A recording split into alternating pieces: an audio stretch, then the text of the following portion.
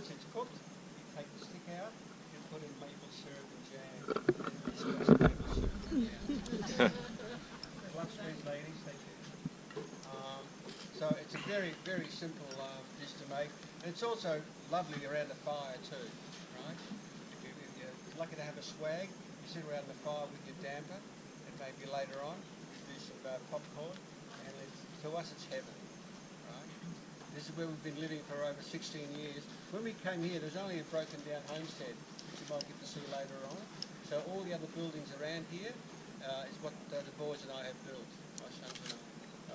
And they're all round, as you notice. Yeah. Again, the Hopi Indians believe, and the Arabs, and we also. Oh, sorry, they're already boiling.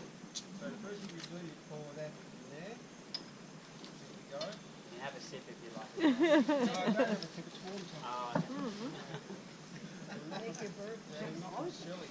yeah. Yeah, Safe they got to a curve. yes. Okay. Now, that's the show. All of it. Now, the trick is to simply use the bowl as a steering wheel for the can, and just simply paddle the flour in. Very easy to do. And then we'll put some, it's best divided into small stitch. Now, Tommy over here has got a swag. So if someone likes to stay overnight, like we've done for many years, we slept in these roly-polies.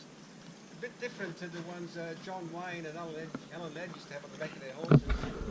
It's a bedroll. And there's a reason behind that. Why is that one so thick and big, Tommy? Anyone heard of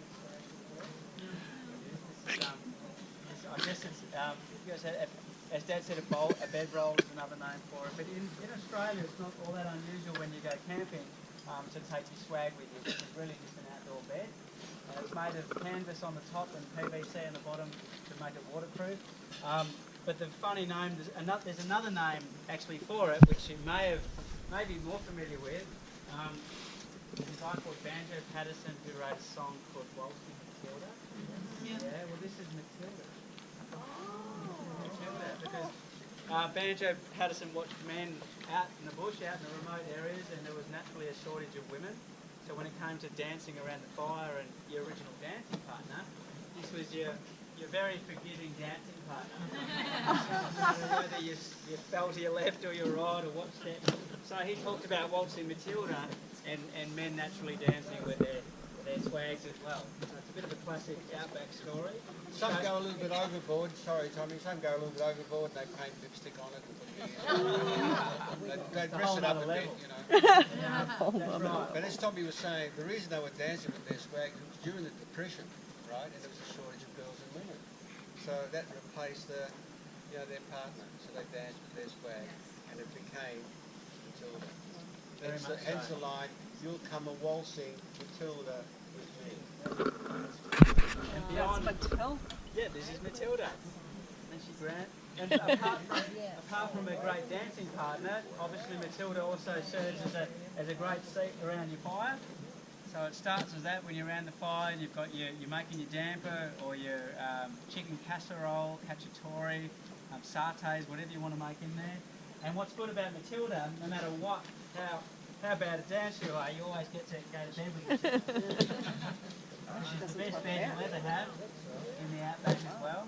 And Matilda's swags have come a long way over the years. They originally started as a Dryzerbone jacket which you wore, but they've separated now, and this is a 3-inch mattress and a bit more waterproof as well. What you do in winter, Central Australia, we're more known for extremes here. We don't really have average weather. We get extremes. You're in the warm up to our summer now, where it's not unusual to get to 45 degrees plus, which is double plus 30 Fahrenheit, 20 or something like that. Very, very hot. We call it the big bake, where you can just wrap yourself in egg and flour and sit outside for 20 minutes and you'll be well cooked.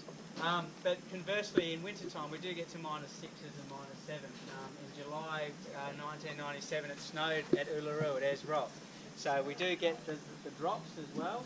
So we're more renowned for that unusual drop between daytime and nighttime temperatures, like classic desert, where it's 20, 25 degrees difference.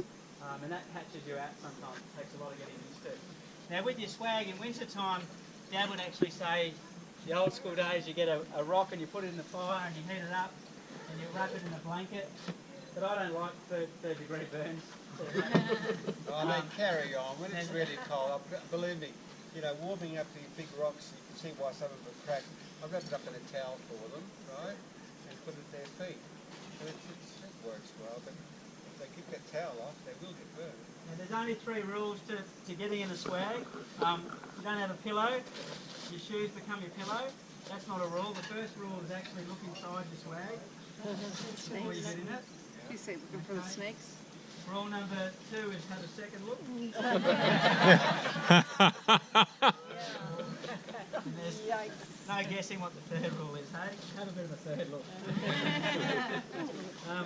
But out of all fairness, we've spent literally years in swags here. We haven't counted, but we didn't really know the night sky in Australia until we got into a swag and spent many, many nights under the Milky Way galaxy watching shooting stars and thousands and thousands of stars in a classic night. One day You're away really from warm full moon. inside the swag. You normally put 2 sleeping bags in it,